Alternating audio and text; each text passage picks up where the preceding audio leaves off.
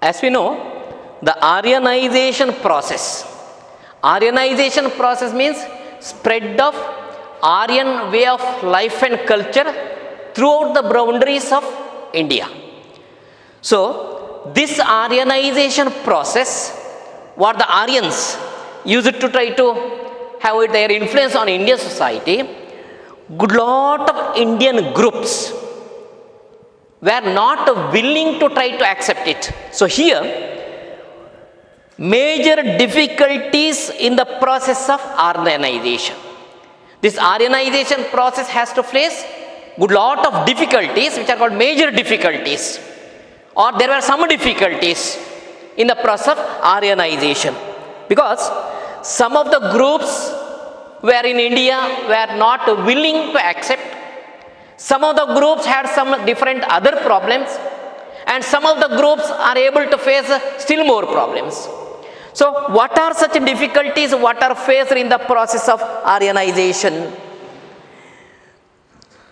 The process of Aryanization or cultural assimilation, which has faced three important difficulties, in which one is tribal groups refused to be absorbed. Tribal groups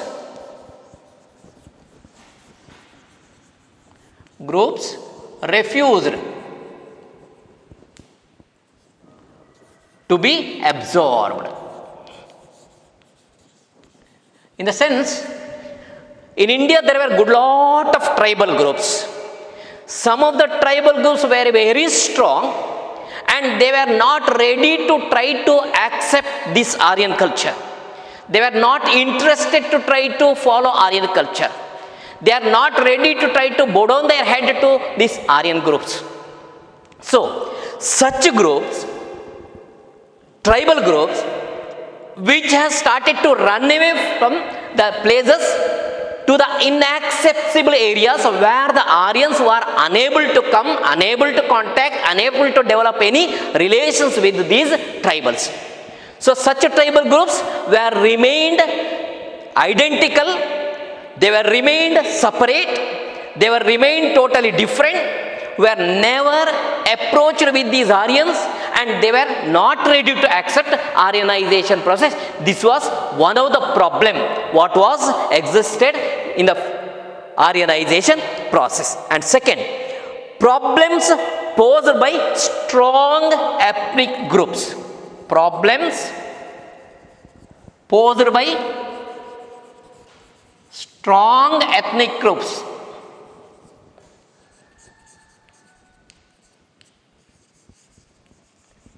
See here,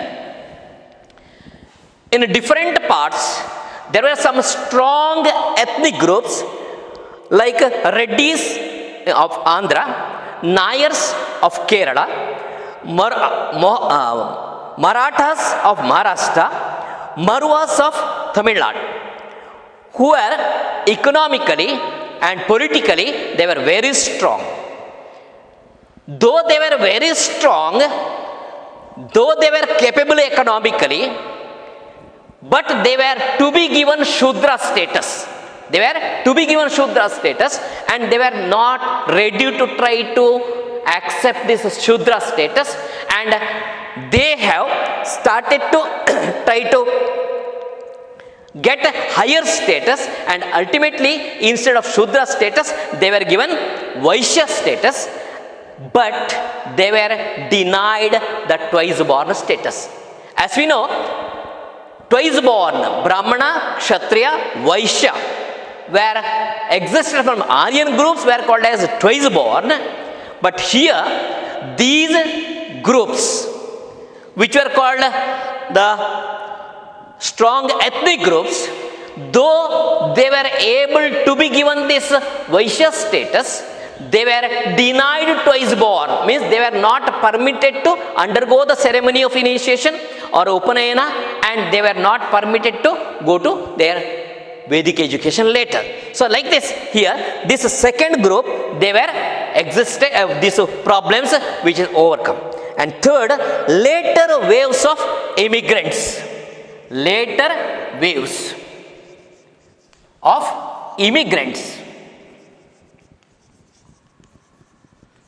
Here, good lot of immigrants who entered into Indian society, who are coming under these later waves like Greeks, Scythians, Parthians, Shakas, Kushans, Huns, who were willing to be absorbed to Indian society. They were interested. They want to stay here because from a long period of time they came to India, they lived here, and they were not interested to try to go back. But it is not easy, or it was not easy for them to try to be absorbed into Indian society, because Aryans, who used to treat them as mlechas. Mlechas in the sense, the people who entered India from outside. So all these groups which are entered India from outside, who were called, who were recognized or identified as mlechas. So these mlechas were not permitted to be Aryanized. They were not permitted to be Aryanized, or they were not permitted to accept this Aryanization process. And therefore, to try to be absorbed into Indian society, the Shakas were become Shaivites, Huns came to be called as Rajaputs, and the Kushans have embraced Buddhism. By doing so, these groups were able to be absorbed into Indian society. Now, Shakas become Shaivites. See, Indian culture in which we can find Hinduism or other religions, where we can find different sects and cults. This Shaivism or Shaivites is one among the cults of Hinduism. So when they have accepted this Shaivism, they were treated as like Indians, and they were given a chance to try to be absorbed here, and Rajputs were also permitted to try to be absorbed. And then here Buddhism. See, here in India, when Aryan rules, regulations, rigid restrictions which were existed, the people of Indian society who are not ready to try to follow such rules and regulations, by which some of the Indians were able to be dissatisfied, unsatisfied, they want to try to find out some alternative, and by that, as we know, in Indian society, Buddhism and Jainism are the two religions which were existed. With that, Sikhism also, which was existed in India, for the solution of the problems. So here, when these Kushans have embraced Buddhism, Buddhism is a religion which was existed, emerged in India with Jainism or like Jainism, and therefore these people were also able to try to exist here. Therefore, whatever the problems which were existed in the process of Aryans, these three problems which were overcome. Therefore, tribal groups who are refused to try to be absorbed, where good lot of tribals were not willing to absorb, they ran away to inaccessible places, and still at present, even today, we can find the people who are called the tribals who are living in such areas where the others have not having much contact. Such tribals who are still living in India.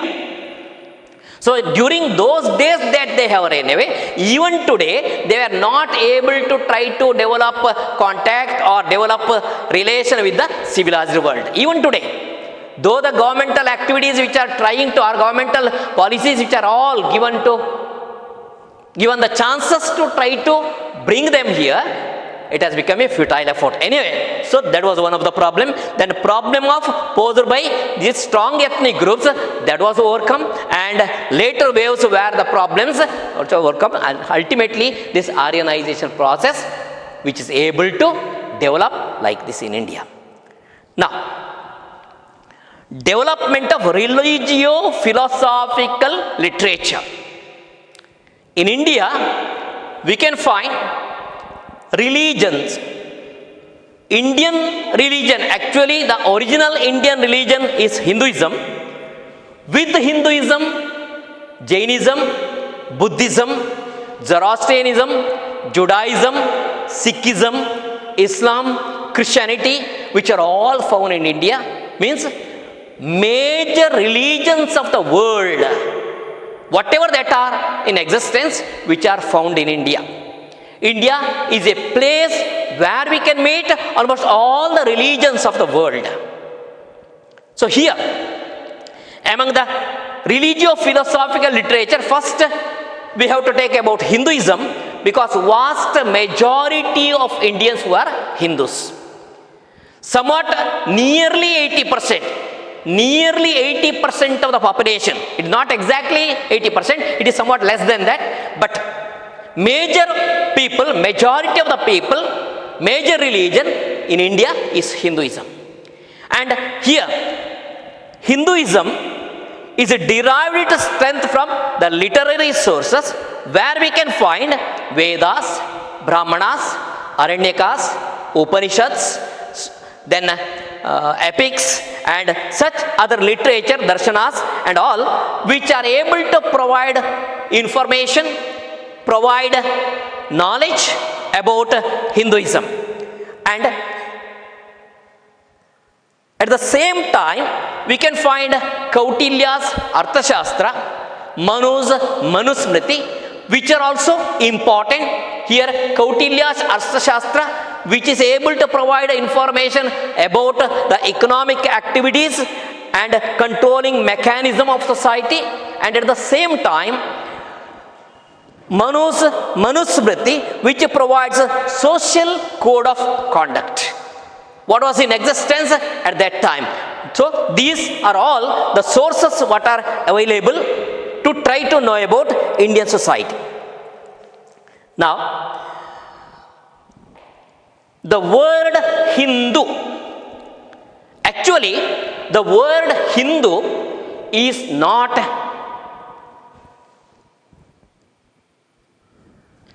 existent in India, but it appears to have been coined by Arabs, invading Arabs, who coined this Hindu term.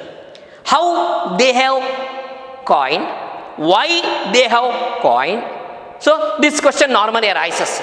We are using the term, but it was not coined by India, but invading Arabs. So when the Arabs who entered India, invaded India, and when they are able to try to enter into this country, they were able to try to find the people, the river banks of Sindhu and Ganga, or the people who are living beyond Sindhu and Ganga river, banks of Sindhu and Ganga river, were called as Hindu. Sindhu, Hindu. So like this, the term Hindu, what was pronounced, what was used, what was introduced, what was coined by the Arab invaders, invading Arabs. So therefore, the people who are living beyond the banks of river Sindhu and Ganga were named as Hindus later.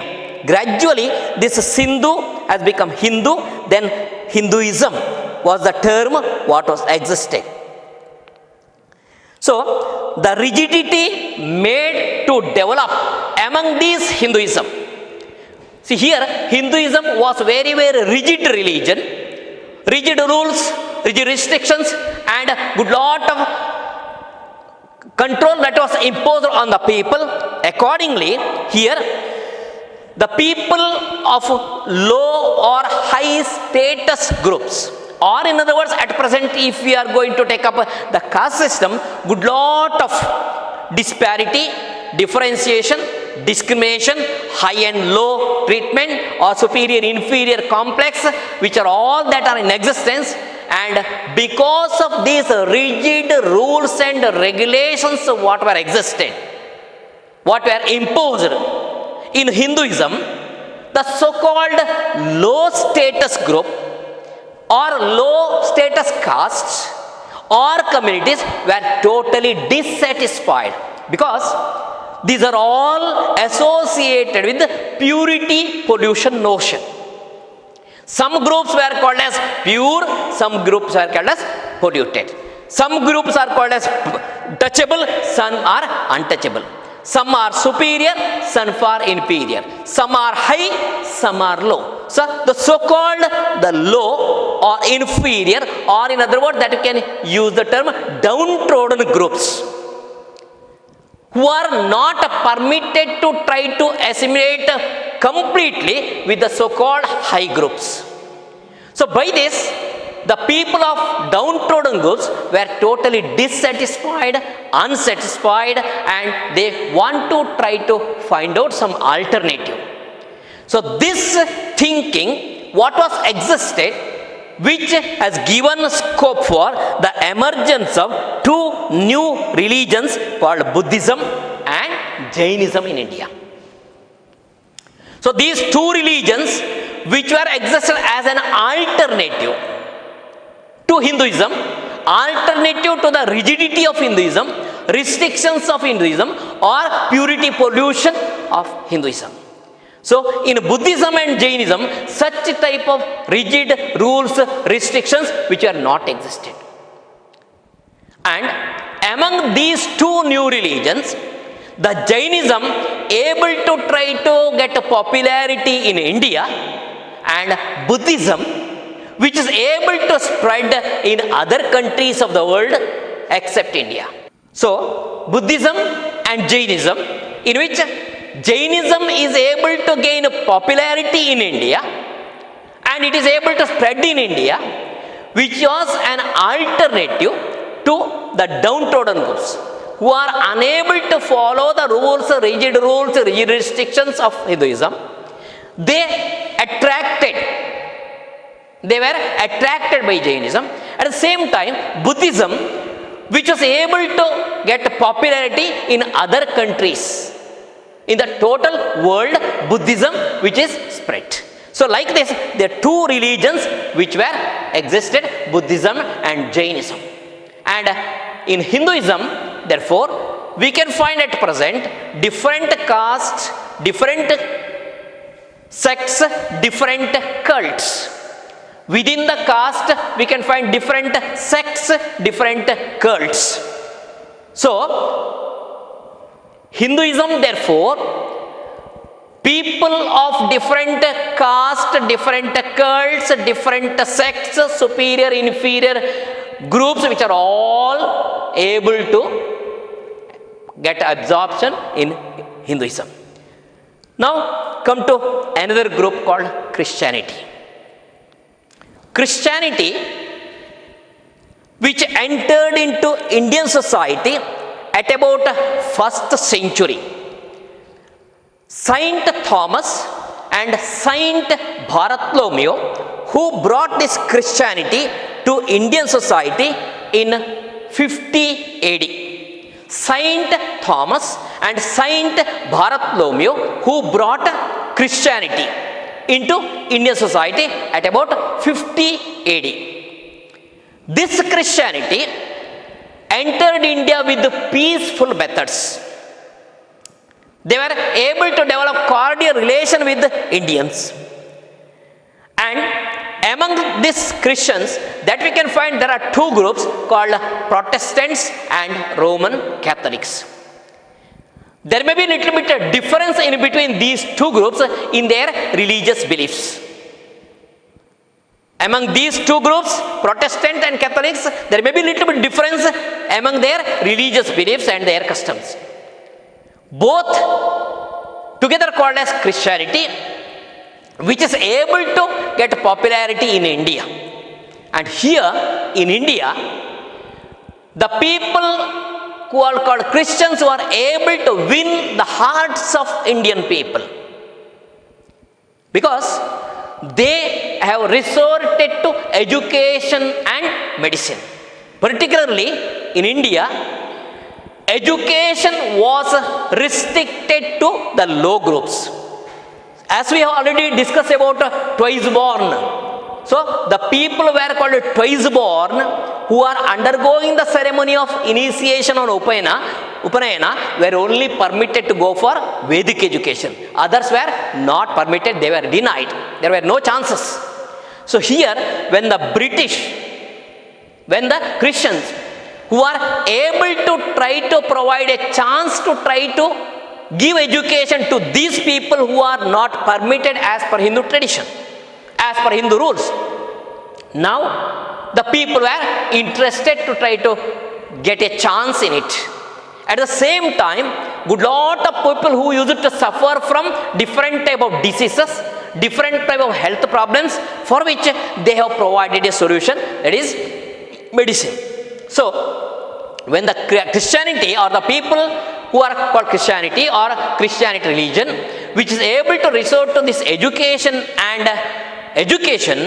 they were able to gain popularity in India. They were able to win the hearts of Indians, and the people who are not having the chances are able to get the chances. So, the people who are suffering from problems, health problems, they were able to get a medicine.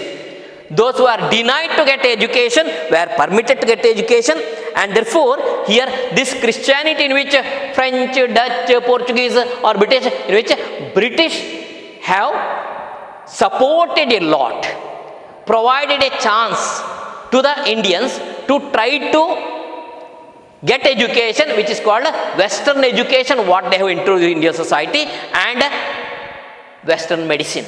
So ultimately, this is able to try to get popularity, and their sacred book, which was called Bible, which was the sacred book of Christianity.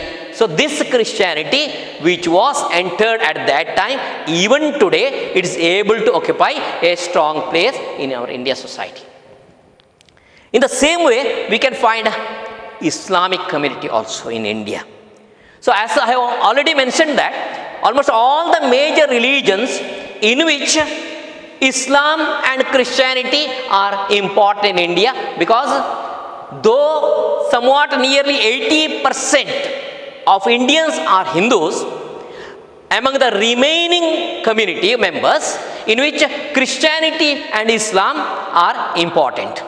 So here, Islam, which is also able to enter into Indian society with peaceful methods, who entered India and tried to settle down in coastal areas at first. They were able to try to settle down in the coastal areas at first. And when they are able to enter into Indian society, they were able to settle down in coastal areas. When they are unable to get their life partners, they have started to try to get married with Indian women. So these Islamic community or Arab invaders who are able to try to get married with Indian non-Muslim women. So therefore, the people called Nawaites is one of the community which was emerged due to the marriage of Arab invaders with the non-Muslim women of Konkan coast. See here, a Nawait community which was existed. The people who are called the Arab invaders who married to the non-Muslim women from Konkan coast. So non-Muslims of the women of Konkan coast, the Arab invaders have married, and the community that has existed from it, that was named as Nawaites. In the same way, another group that was called Mapilla or Mapla, which was existed due to the marriage of non-Muslim women of Malabar coast. So, Arab invaders who are married to non-Muslim women of Malabar coast, and the community that was existed later, that was called as Mapilla, or they are called as Mapla is another group, and another one Lebbis. Here, Lebbis means these Arab invaders who are married to east coast of Tamil Nadu women. So the women who are non-Muslims who used to live in the east coast of Tamil Nadu, where they have got married with these Arab invaders, or Arab invaders who are married to Indian women who used to live in the east coast of Tamil Nadu, that community was called as Lebbis. So here, therefore, three groups called Navayads, Mapla and Lebbis were existed among the Islamic community in India. Then, the political condition of Indian society, which was able to have its own change when Ghazni Muhammad, who is able to try to enter into Indian society. So here, Ghazni Muhammad, when he invaded, he used to try to resort to Islamization process. Means, he was not only interested to try to rule the country, but Islamization of Indian society, where he want to try to make Indians to try to accept Islam. Because he was the ruler, he was very strong and he has tried to impose his will on Indian society, and therefore he introduced a new tax called jizya, which is called poll tax. Poll tax, which was called jizya, what was introduced by Ghazni Muhammad on all Indians. Every Indian have to pay poll tax, and they have to embrace Islam, what was imposed by him. And those who are not willing to pay jizya, those who are not willing to embrace Islam, they must be ready to try to fight with the Muslims. So these are the three things what was introduced by Ghazni Muhammad. So one is, everyone has to pay jizya and they must accept Islam or embrace Islam. Those who are unable to do this, those who are unable to accept this, those who are not ready to be in favor of this, they must be ready to fight. So, due to this or by doing this, the people who are made to try to embrace Islam, follow Islam, or to try to accept Islam. Then, the people, those who are ready to accept, they need not fight very easily, that they can live in India. Those who are not ready to accept, they are made to fight, and ultimately by force that they are made to try to accept it. Then they have contributed to Indian art, inner architecture, philosophy and other things. Here they have contributed a lot to Indian culture. Then, among the Islamic community, we can find two more groups, which are called Ajlafs and Ashrafs. Ajlafs and Ashrafs. So here, Ashrafs means the people who are by birth, they are Muslims. By birth, they are Muslims who are called Ajlafs, Ashrafs, and the people who accepted Islam from other groups were called as Ajlafs. So, a type of difference what is in existence, that is actually what we can use the term original Muslims. Original in the sense the parents are Muslims and the people or children who are born to them are original Muslims, or they are called as Ashrafs. Parents means mother and father, if they are Muslims, the children born to them are called as Ashrafs. Ajlafs means they are converted or accepted Islam or embraced Islam, who came to Islamic community from others. So like this, Ajlafs and Ashrafs are the two groups what you can find among the Muslims. And Quran was the sacred book of Islamic community. Quran is the sacred book of Islamic community. So like this here,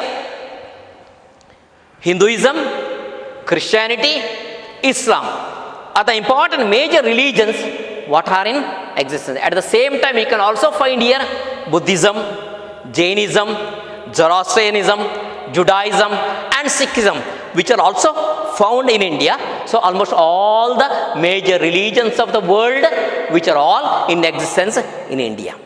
Now, arrival of Europeans. Arrival of Europeans. Here, Europeans, in which we can find here French, Dutch, Portuguese, British, etc. Among them, French and Dutch were entered at the beginning, were not able to have their influence or major influence on Indian society and Indian culture. But the group called British, among the Europeans, French, Dutch, Portuguese and the British, among them Portuguese and French, Dutch, their influence is very little. But the influence of British on Indian society was great.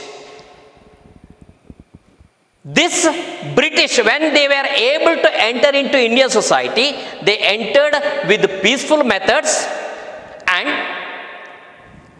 gradually that they were able to try to win the heart of Indians. They were able to introduce Western education and Western medicine into Indian society. By doing so, that they were able to attract Indians.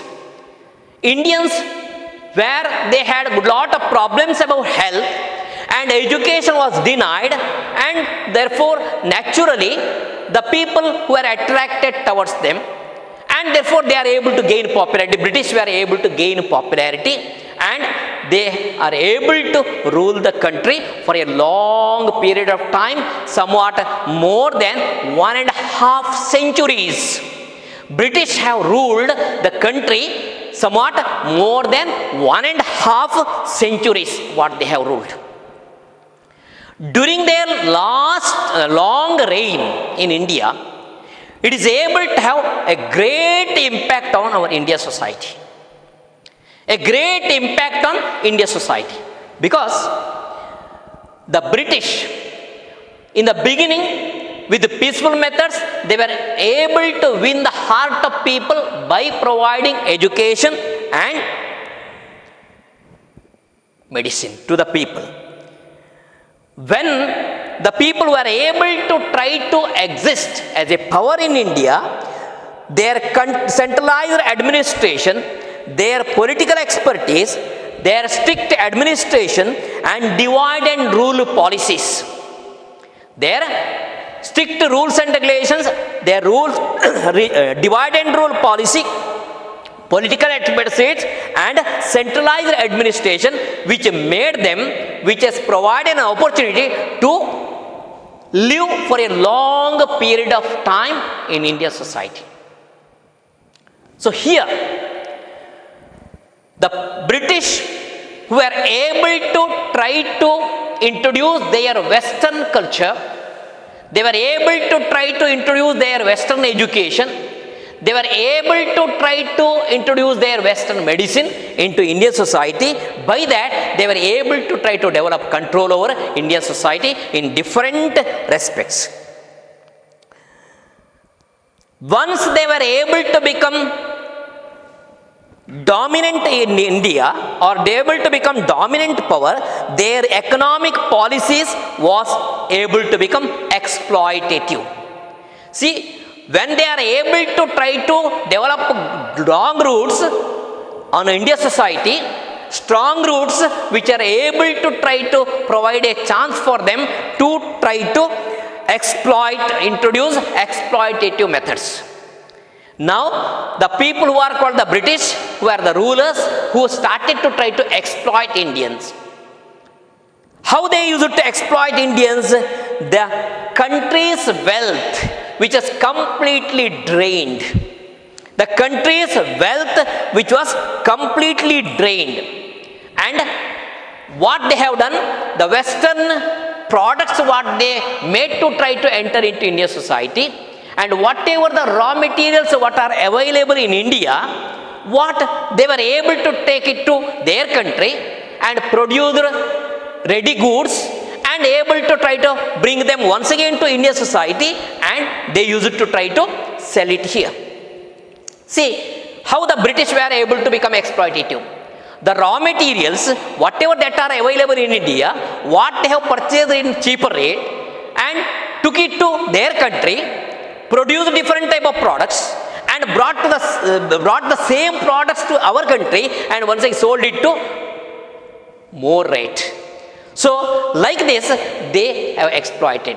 But not only like this that they have exploited, at the same time in India, the people were engaged in the process of production, because in India that we know, different castes were engaged in the process of production.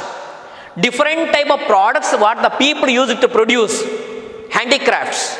Now these Indian producers or the people who are engaged in the process of production were all lost their jobs. Because when an alternative product, what is available, which is good in quality, cheaper in rate, normally people were going to attract. Therefore, Indian products, handmade products, handicrafts completely ruined, and they were become unemployed, they have lost their life, and which made them to try to disperse from the places where they used to live. Because once they have lost their job, once they are not in a position to try to continue their craft, because there is no demand for their product, naturally that they have to engage in some other type of tasks for the purpose of livelihood. So what can be done? They are in search of different other employment where it is available. So this made them to try to deviate from their families in search of employment. They have moved out from the house, and it has affected our Indian family system also, because this is responsible for the breakdown of Indian family system, which was joint family system. This is responsible to ruin Indian crafts. So ultimately, the total Indian society, which is able to have good lot of changes, and the Western products, which is able to create its own demand here. Therefore, this India, where the British, who used the opportunity to try to exploit Indians and to try to have their strong roots in Indian society. Strong roots. They were able to have control on everything, administration, economic activity, and everything that they were able to develop control over the people. So, in this way, the British were able to try to exist in India. But what the chance was provided by the British to try to get education for the Indians towards Western education instead of their Indian Vedic education. See, Indian Vedic education was denied to some low status groups. At the same time, when the Western education was introduced into Indian society, good lot of people have started to try to get Western education, English education, scientific education, technical education. In other words, we can call it as uniform education, which is called as modern education. So, when the people of India who are able to try to get a chance to try to get this education, now the people of India have started to try to think in a different manner, in a different way. Their thinking has been completely changed. Their way of life has been changed. Their behavior has been changed. and it has completely able to have a lot of changes on the life of the people, on Indian society, and at the same time culture of India, and at the same time other activities of Indian people. So accordingly, the Western values what were in existence in Western education, what was taught by the British, like liberty, equality, freedom, fraternity, justice, right to criticize, right to question. These values that were introduced by the British through their Western education into Indian society, instead of Indian traditional Vedic rigid education system, and the people were able to try to get such Western education, what was taught by the British, what was provided a chance by the British, what was provided an opportunity to the Indians. Now the Indians were able to try to think in a totally different manner. Means the Western values, what has taught liberty, what has taught equality, what has taught freedom, what has taught opportunity to question or to criticize. Now the educated Indians, clever Indians, who has used these values towards the British only. Now the Indians have started to think, why such a Western power called the British, why they have to rule us, why they have to control us? We, the Indians, we are capable, we are able, we are intelligent, we know how to, because we have got liberty. We have the liberty to rule us. We have got the right to rule us. We are the people to try to control our people. Or in this way, the Western values, which are the motivational factors to the Indians who are educated in Western style, who imbibed Western education, who are able to take up the Western education, what was taught by the British, the same values what are used by the Indians, and this made the Indians to try to fight against the British, challenge the British, question the British people, or to try to fight against the British. Because when the people of India who are able to realize that we have got liberty, we have got equality, we have got freedom, we have got fraternity, we have got the right to question, or we have got the right to criticize. Whatever the problems that we have having the question, we can question it. Where we do not enjoy the liberty, we can question it. So ultimately, what the British have taught, which is reversed. Now the British, who has to face the problems from the Indians, and to control these Indians, good lot of methods, good lot of harsh methods, whatever that are used by the British. But the British have to face the consequence. That is, in India, rebellions have existed, military rebellions have existed, and Indians have started to fight against, question against them, and ultimately India was to be given the freedom. The British were inevitably have to give freedom to Indians, and as we know, in 1947 we have got freedom, and the British rule which was ended. British were drawn out from Indian society, but the clever British, the intelligent British, political expertise, administrative power, which are all what they have used, and at the same time their important policy called divide and rule policy, what they used to follow, they have introduced here, and while giving freedom to Indian society, they have divided this India into two divisions, two nations called India and Pakistan. And not only that they have divided the country into two parts called India and Pakistan, they have sown the seeds of enmity in between these two nations. They have sown the enmity in between India and Pakistan, because the British, how they were able to exploit India, their divide and rule policy, which is able to try to feel, or the British were able to try to feel, if these two forces are able to join together, it becomes difficult to the total world, and therefore they have sown the enmity among these two nations, and still that problem which is in existence as we know. So like this, India is able to become an independent country from 1947.